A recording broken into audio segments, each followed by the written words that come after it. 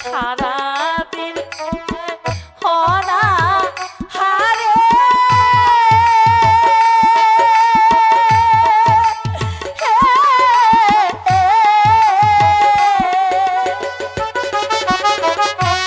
পারবো না ভোজন করাতে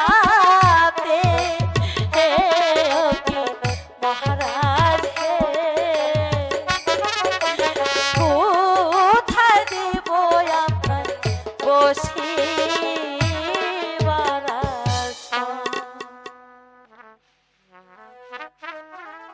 ঠিক আছে মহারাজ,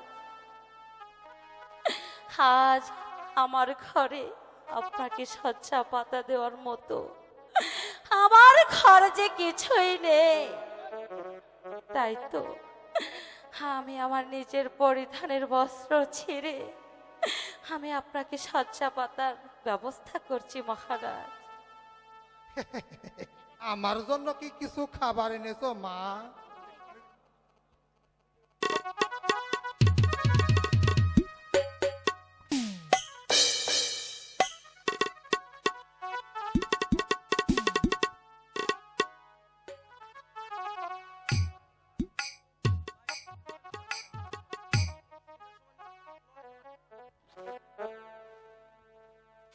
মহারাজ, আমি আপনাকে শয্যা পেতে দিয়েছি, এবার আপনি বিশ্রাম করুন।